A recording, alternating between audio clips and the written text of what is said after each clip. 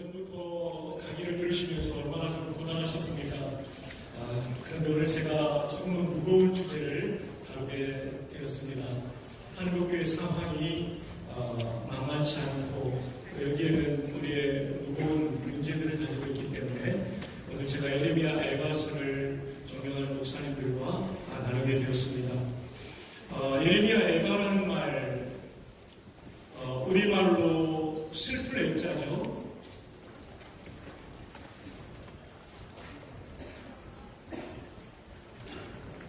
슬픈 노래다.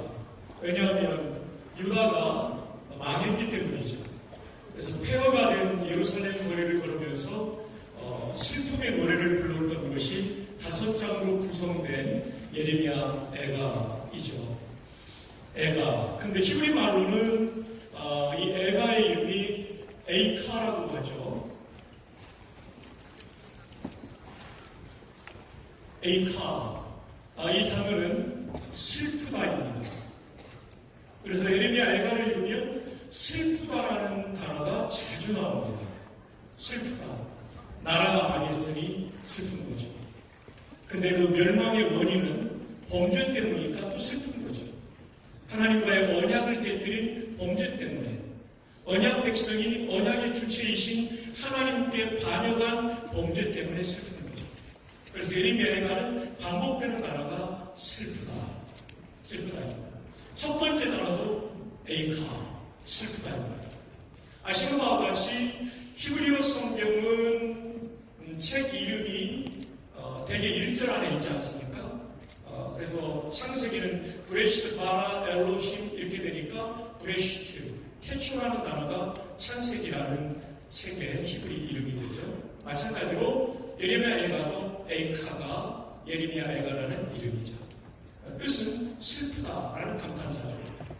근데 우리는 왜 슬프다라고 하지 않고 애가라고 붙이게 되었을까?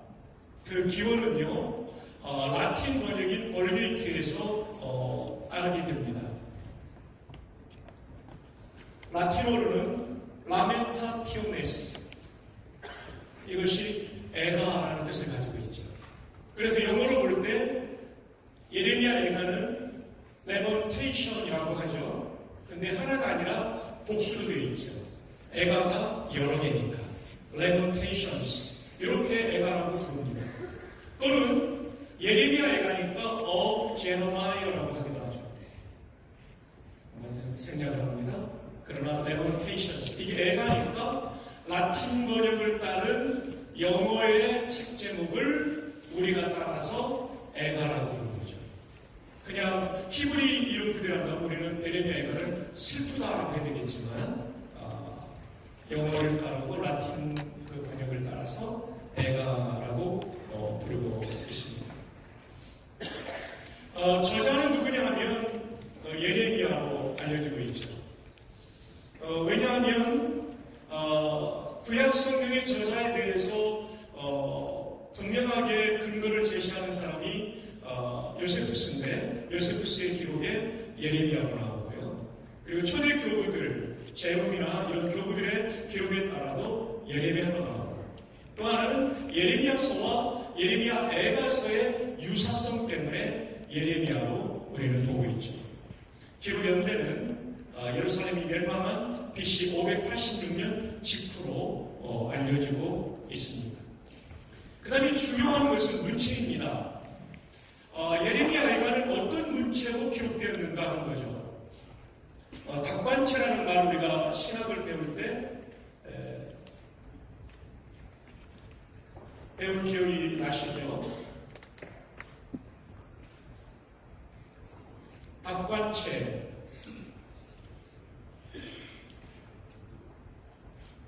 이게 밟을 닭자거든요.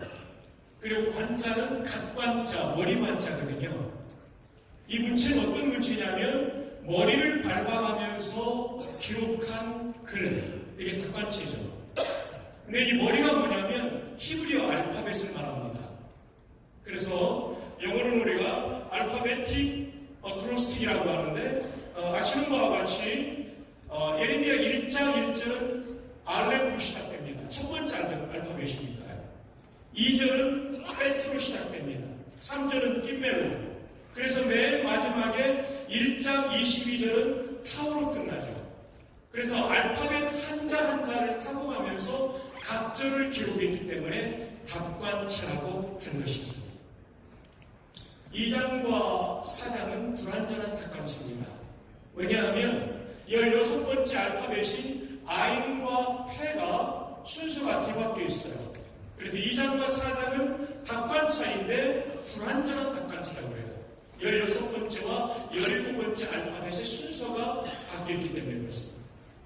3장은 완전한 답관차인데 알파벳 하나에 알렙에 3계절이 나오고 베트에 3개들이 나오고 낌멜에 그래서 타우까지 각각 3계절. 그래서 예레미야가 3장은 총 66조로 되어 있습니다. 다른 데는 전부 22조로 되어 있는데요. 그리고 마지막 5장은 22조로 되어 있지만 답관체는 아닙니다. 그래서 1장에서 5장까지 중에 4장까지가 답관체이다. 거기에 알파벳의 순서가 좀 바뀐 불완전한 장이 있다 할지라도 답관체입니다. 자, 이 답관체로 기록했을 때의 장점은 무엇일까요? 외우기가 좋습니다. 1절 알렙으로 시작하면 기억나죠. 우리도 학교 다닐 때 어떤 문제를 해결하기 위해서 답을 쓸 때 머리 글자로 외웠던 기억 나시죠? 예. 저도 공업 시간에 자도 제도중에 한 것이 40년 지나도 기억이 납니다. 40년 지나도. 예. 입자 뭐 이렇게 쭉 해서 외웠던 기억이 나는데 이게 답관체이니까 기억하기가 매우죠. 시편 119편도 답관체고 성경 말씀에 대한 거죠. 여러 답관체들이 시편에 나오죠. 왜 그랬을까요? 유다가 멸망한 원인을 후대가 기억하기를 원하는 거죠. 이 형식으로, 이 문체로 기록하게 하신 의도가 있는 거죠. 장과 절이 없었던 그 시절. 그러나 이 알파벳 순서대로 각절을 기록해 주심으로써 후대가 이 말씀을 가슴속에 새길 수 있도록 하나님께서 그만큼 예레미야 에가의 내용을 중요하게 여기고 있다는 것을 우리는 기억해야 하겠습니다. 자, 그렇다면 유다 멸망의 원인은 무엇입니까? 예레미야 에가 1장 5절에 보면 그의 죄가 많음으로 여호와께서 그를 곤고하게 하셨습니다. 1장 8절에 보면 예루살렘이 크게 범죄함으로 조속거리가 되었습니다. 예루살렘의 멸망은 군사력의 약화 때문에 이루어진 것이 아니었습니다. 경제력의 약화 때문에 이루어진 것이 아니라 죄 때문에 이루어진 것입니다. 오늘 한국 사회를 보면서도 두려운 것은 바로 이것이죠. 또 한국 교회를 보면서도 두려운 것은 바로 이것이죠. 우리가 가지고 있는 외형적인 규모가 작기 때문에 한국 교회가 어려운 것이 아니라 우리의 죄 때문에 한국 교회가 어렵지 않나. 우리는 예레미야 에가를 통해서 이 부분을 볼 수 있죠. 하나님께서 우리를 구원하신 목적이 무엇입니까? 레위기 11장 45절에 나는 너희 하나님이 되리고 너희를 애굽 땅에서 인도하여 낸 여호와라. 내가 거룩하니 너희도 거룩할지어다. 하나님은요, 성도에게 가장 바라시는 것, 그것이 바로 거룩이죠. 거룩. 베드로 사도도 베드로전서에서 이런 말씀을 했죠. 1장 15절로 16절 오직 너희를 부르신 자처럼 너희도 모든 일에 거룩한 자가 되라. 기록되었을 때 내가 거룩하니 너희도 거룩할지어다. 레위기 11장 45절을 베드로 사도가 인용하고 있는 거죠.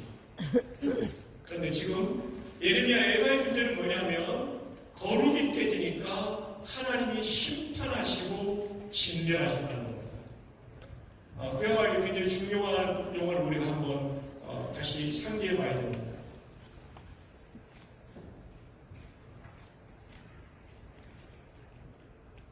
헬렘이라는 단어죠.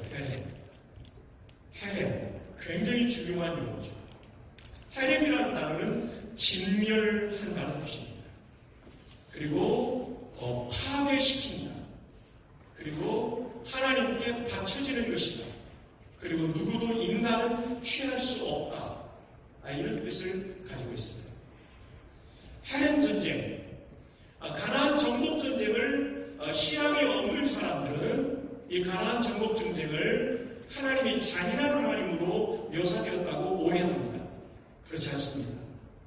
가나안 족속의 죄에 대한 하나님의 심판이 이스라엘 여호수아 군대를 통해서 이루어진 것이죠.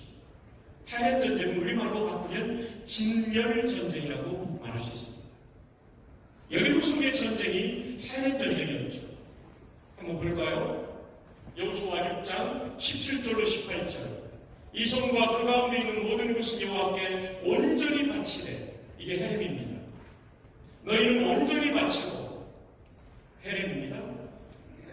바치는 것 중에서 어떤 것이든지 취하여 너희가 이스라엘 진영으로 바치는 것이 되게 하며 고통을 당하게 되지 아니하고, 오직 너희는 그 바친 물건에 뭐하지 말라고 했냐면 손대지 마라. 근데 아간이 손을 대죠. 헤렘의 대상이 아간이 되어버립니다. 하나님이 진멸하기를 원하신 여리고를 진멸하지 않고 그가 좋은 물건을 숨겨두었기 때문에 하나님이 아간을 진멸하죠. 그래서 아간과 그 가족이 아굴 골짜기에서 죽임을 당하게 되죠. 자, 여기서 우리가 굉장히 중요한 교훈을 받습니다. 하나님의 언약 공동체라 할지라도 거룩이 깨지면 하나님이 그 언약 공동체를 헤렘의 대상으로 삼습니다. 아주 무서운 얘기죠. 다시 한번 강조합니다. 이방 민족을 진멸하시던 하나님이 거룩해야 될 하나님의 백성이 거룩을 깨버리면 하나님께서 그들을 진멸하십니다. 그 내용이 어디에 나옵니까? 예레미야 내가에 나옵니다. 헤렘 전쟁의 대상을, 공격의 대상을 자기 백성으로 삼으시는 공의로우신 하나님. 물론 하나님은 변덕스러운 분은 아니죠. 그래서 수백 년 동안 이들에게 기회를 주죠. 다행히 위해. 그럼에도 불구하고 그들이 끝끝내 회개하지 않고 끝끝내 하나님을 반역하고 끝끝내 언약을 깨뜨리는데 마침내 하나님은 헤렘의 칼을, 그리고 헤렘의 화살을 유다를 향하여, 예루살렘을 향하여 겨누고 쏘십니다.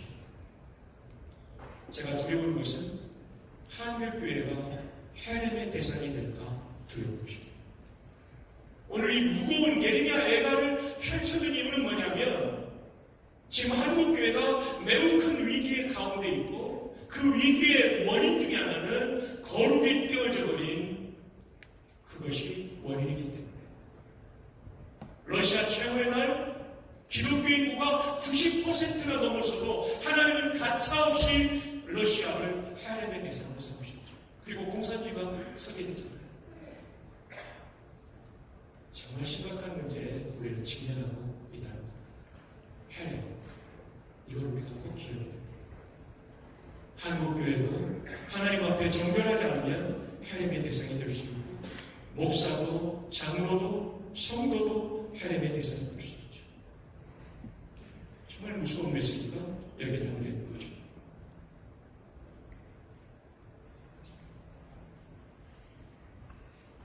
예레미야 25장 8절로 9절에 보면, 예레미야 애가가 아니라 예레미야를 지금 보여드립니다.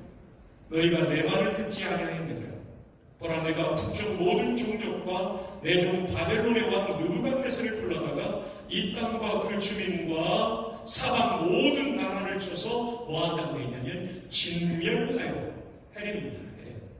진멸전쟁이에요.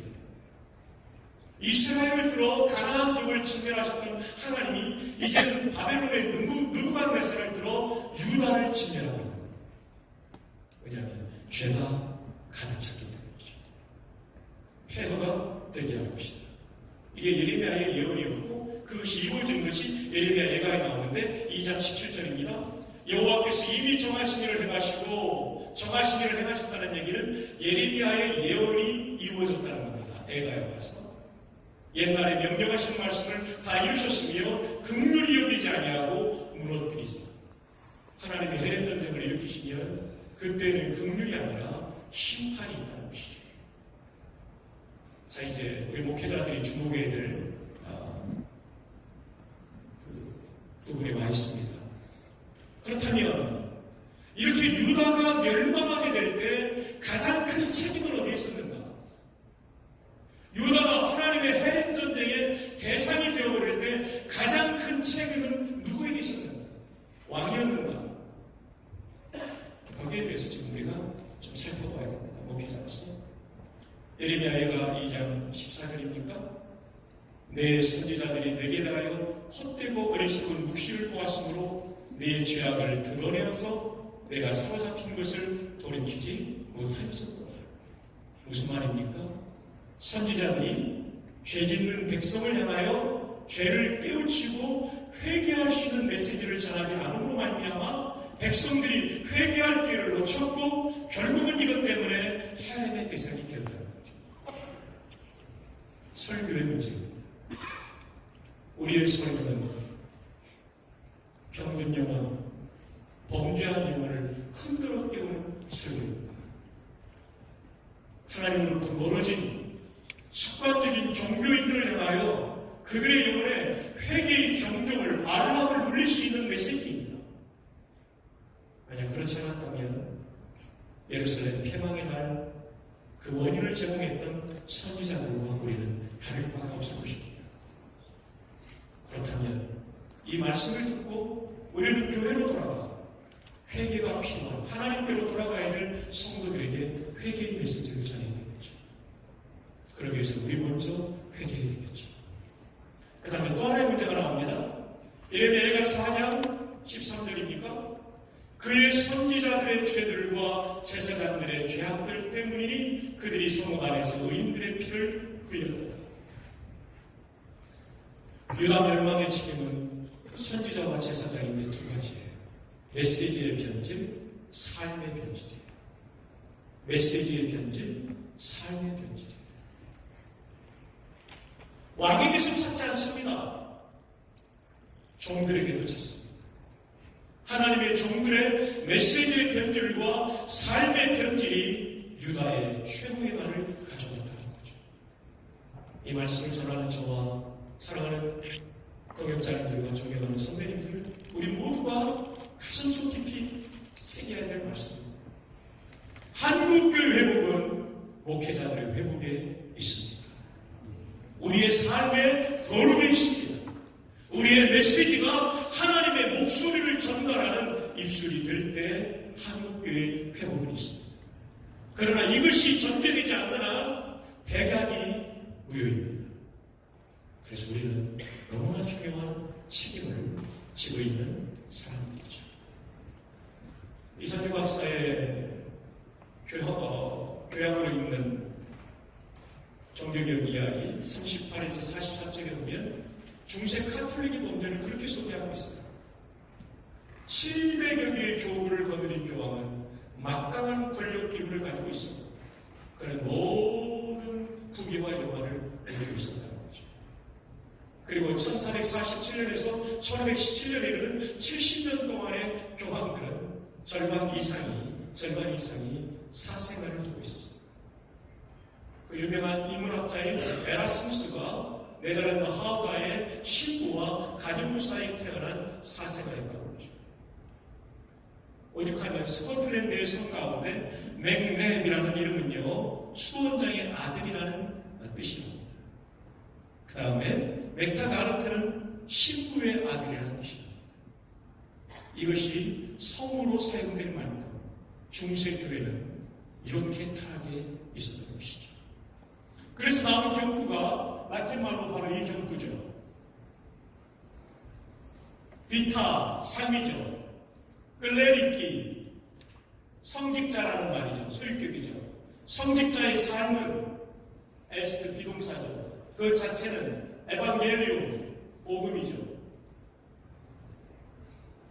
라이케, 평신도 의, 소유격이죠.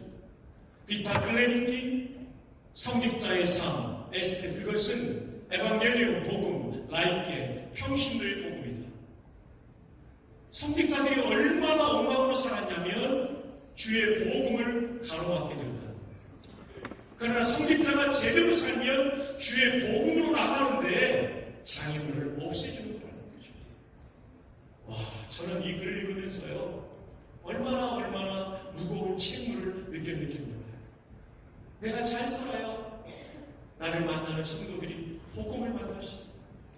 내가 잘못 살면 성도들이 예수 그리스도를 만나고 십자가와 부활의 복음을 만나는데 엄청난 장애물이 될 수 있다.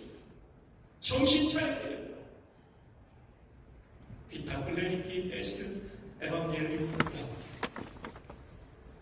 중사에 나온 경고랍니다. 왜냐하면 성직자들이 너무나도 타락해요. 그래서 그 성직자들 때문에 실망하고 예수님을 떠나고 교회를 떠나는 사람이 있습니다. 이 시대를 살아가는 대한민국의 목회자의 한 사람으로 존경하는 선배님들과 권역자님들과 제가 평신도들이 복음이신 예수님을 만나는데 고속도로를 열어주는 그런 역할을 할 수 있기를 바랍니다. 에드먼드 첸이라는 싱가포르 목사님 의도적으로 하는 제자회라는 책을 제가 읽으면서 31쪽에 제자의 세 가지 ABC가 있다고 했습니다. 제자라고 하면 세 가지 ABC가 있어야 되는데 첫 번째 A는 뭐냐면 예배를 드릴 때 진정성을 가지고 드립니다. 예배를 우리가 건성으로 드릴 때가 있다는 거죠. 건성으로. 저는 연합 예배나 어떤 기관 모임에 갈 때 유심히 봅니다. 목사님이 한 분이 설교하실 때 옆에 계신 목사님들은 뭐 하는가? 안타깝게도 예배를 안 드립니다. 그냥 눈 감고 있거나 집중하지 않습니다.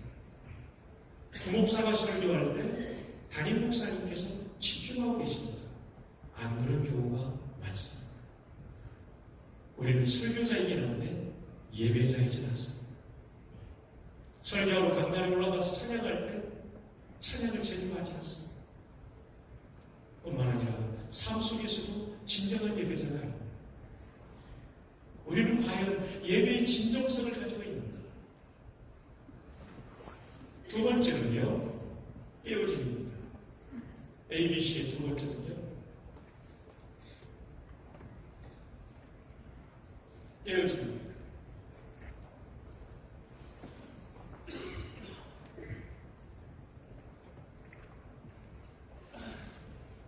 깨어진 곳에 생명이 자라나죠. 어릴 때 외갓집에 가면 봄에 밭을 갈면 큰 덩어리는 반드시 깨져요. 그래야 물이 스며들고 거기서 씨앗이 자라나니까. 우리는 목회하다 보니까 어느덧 너무나 딱딱하게 굳어진 마음을 가지고 있어요. 하나님의 말씀 앞에 깨어진 적 우리가 언제인가? 기도하며 깨어진 적이 언제인가? 참 두려운 것이죠. 깨어지지 않으니까 주님의 생명이 내 가운데 역사할 수 없죠. 그래서 이 깨어짐에 대해서 에드먼드 첸은 주님과 동행함에 있어서 깨어짐. 주님과 동행한다는 얘기는 함께 걸어가면서 성경과 기도를 통해서 나에게 깨우쳐 주시는 말씀을 따라 깨어짐이 있어야 된다는 거죠. 세 번째 C는 용기죠. 사역에 있어서의 용기. 맡겨주신 일에 대하여 최선을 다하는 용기. 변화에 대한 용기. 이런 부분이 제자도의 가장 중요한 것이라고 에드먼드 첸은 얘기하고 있습니다. 자, 유다 멸망의 원인 제공이 누구였는가? 그것은 선지자와 제사장이었다고 예레미야는 지적하고 있습니다. 한국교회의 어려움은 저와 우리일 수 있다는 것. 그리고 우리 지교의 어려움은 사실은 담임 목사인 우리일 수 있다는 것을 늘 생각하면서 하나님 앞에서 우리를 바로 세우는 계기가 될 수 있기를 주님의 이름으로 축복합니다. 자, 그런데 예레미야 애가에서 굉장히 중요한 또 하나의 포인트가 바로 이것입니다. 예레미야 애가를 보면 예루살렘 왜 망했는가? 예루살렘의 죄 때문에 망했다고 그러다가 나중에는 예레미야가 나 때문에 망했습니다 그럽니다. 이것은 고 김혜구 박사님의 강의 중에 나왔던 겁니다. 1985년도쯤으로 기억되는데 예레미야 애가 강의를 들었어요. 양지에서. 이것을 김혜구 박사님은 뭐라고 말했냐면 개화전의 원리라고 말했어요.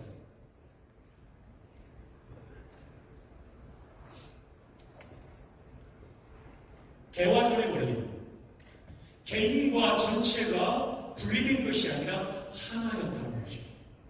예레미야가 죄를 짓지 않았지만 내 죄라고 말한 것은 결국은 공동체 전체가 나와 한 몸이라는 의식을 가지고 있었다는 거예요. 이게 꼭 김혜보 박사님의 개화전의 원리라는 예레미야 애가 강의의 핵심 포인트죠. 자, 한번 성경을 읽어드립니다. 예레미야 애가 1장에 보면 이런 말씀으로 먼저 시작되죠. 8절 예루살렘이 크게 범죄하였으므로 망하게 되었다는 겁니다. 그 다음에 18절에 어떻게 되냐면 여호와는 의로우시도다 그러나 내가 그의 명령을 거역하였도다. 내가 거역하였도다. 예레미야는 거역한 적이 없어요. 근데 내가 내 때문에 나오죠. 그 다음에 20절로 가면 나의 반역이 심히 크리이다. 공동체 전체의 문제를 나의 문제로 끌어안고 가고 있는 거죠. 자, 그럼 이 개화전의 원리가 왜 나오게 되었는가를 김혜구 박사님께서는 예레미야 1장 1절을 가지고 설명해 주셨어요. 30여 년이 지났지만 생각납니다. 이게 어디에 나오냐면 예레미야 1장 1절입니다.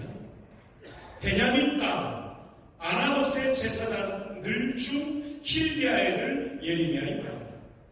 여러분, 예레미야의 독특한 신분이 여기 나옵니다. 예레미야는 선지자인 동시에 제사장이었습니다. 이 예레미야의 아주 독특한 부분이죠. 선지자인 동시에 제사장이에요. 예레미야는 선지자로 분류됩니다. 근데 그 아버지가 뭐였냐면 제사장이었어요. 그러니까 선지자이면서도 이 사람의 가슴 속에는 제사장의 피가 흐르고 있는 거예요. 아시는 대로 선지자는 하나님께로부터 와서 백성의 죄를 지적하니까 아주 날카로운 죄를 지적하는 거죠. 근데 제사장은 반대 방향이죠. 백성의 죄를 끌어안고 하나님께로 나아가 하나님의 긍휼과 용서를 구하니까 따뜻한 마음이 있는 거죠. 그러니까 예레미야의 메시지에는 죄를 지적하는 것도 있지만 백성 전체의 문제를 내 문제로 끌어안고 하나님께 나아가는 따뜻한 마음이 있는 거죠. 저는 요즘 그런 생각을 합니다. 너무나 많은 목회자들과 성도들이 한국교회를 비난할 줄만 알지 이 공동체의 아픔과 문제를 내 문제로 끌어안고 하나님 앞에 나아가는 제사장적 자세가 너무나 부족합니다. 서울광역교회 조현석 목사님 얘기를 듣고 제가 후배를 통해 들었는데 정말 훌륭한 목사님이다 생각했어요. 10여 명의 목회자들이 와서 그 나름대로 한국교회를 위해서 봉사한다는 분들이니까 교회 비난을 막 하더래요.